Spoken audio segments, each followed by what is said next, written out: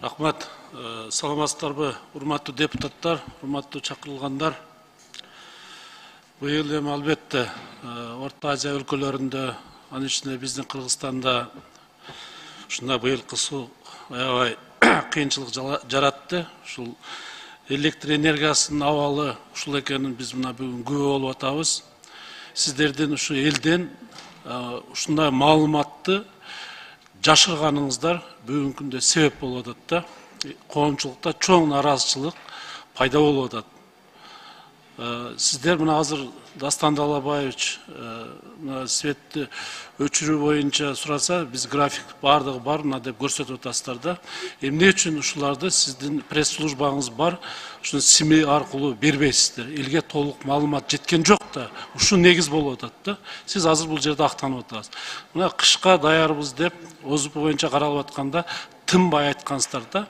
Азыр айтып атасыз, мен бошотуп бергенге даярмын деп. Адам кызматтан жетекчи деген мындай урматтуу Талайбек Омукевич, бул жерде бардык эл өкүлдөрү отурат. Элдин көйгөйүн айтып атат. Мындай докчуланбай, орун басарларыңызды ээрчитип алып туруп, кызматтан өз калаңыз менен кетип да үйрөнүш керек да. Бул жерде эме кылбаш керек. Бул уже факт болуп калды да.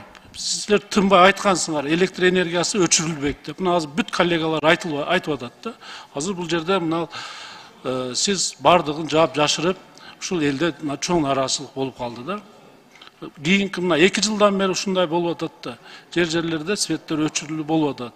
Кийинки жылга прогноз кандай, мисалы? Кийинки жылга прогноз, метеорологдордун прогнозу боюнча суунун күтүлүшү быйылкы жылга караганда көбүрөөк. Азыр мен цифралап айта албайм, бирок мөңгүлөр, карлар былтыркы салыштырмалуу быйыл көп. Жетекчилик эми сиз мен түшүнөт элем, эгер башка бир тармактан келип отуруп калсаңыз, былтыр биз сизди өткөндө сизди дайындап атканда, шайлап атканыбызда ушул жерде сиз өмүр бою менимче ушул тармакта иштеп келатасыз да. Сиз бардык нерсеге даяр болосуз. Биздин сизден болгон үмүтүбүз аябай чоң эле да. Сиз мындайча айтканда актай албай калып атасыз да, урматтуу министр. Мына жерлердеги мен чоң ыраазычылык айтам монтерлоруңузга. Мына сиздердин шалакылыгыңыздардан ушулар түнү менен талаларда авария болгон жерлерде карларды малтап иштеп жүрүшөт да. Ошолорду кыйнап койдуңар жердеги кызматкерлериңерди. Кышка даярдык. Мына азыр Ош шаарында боюнча айтып атасыз өчүрүү. Ал жерде көп кабаттуу үйлөр, Ош жылуулук ишканасына караштуу көп кабаттуу үйлөр, электр энергия менен ысыган үйлөр бар. А силер тынбай өчүрүп атасыңар светти. Кандай болот алардын жылуулугу бүгүн? Мына коомчулук бүт азыр СМСтер жазып атат, звонок кылып атат. Дагы тынбай ошолор иштеп, мына билгизбей атат, силердин эмеңерди жаап атат алар. Эмне үчүн мындай жаап жашырасыңар? Графикти ачык айтып койгула, эл ошого даяр болуш керек да. Мына свет мына райондо, мына айылда бүгүн свет мынанча саат болбойт деп койсоңор, эл ошого даяр болот. Эл бардыгына макул. Бирок ачык айткын айтып коюшубуз керек да, урматтуу министр.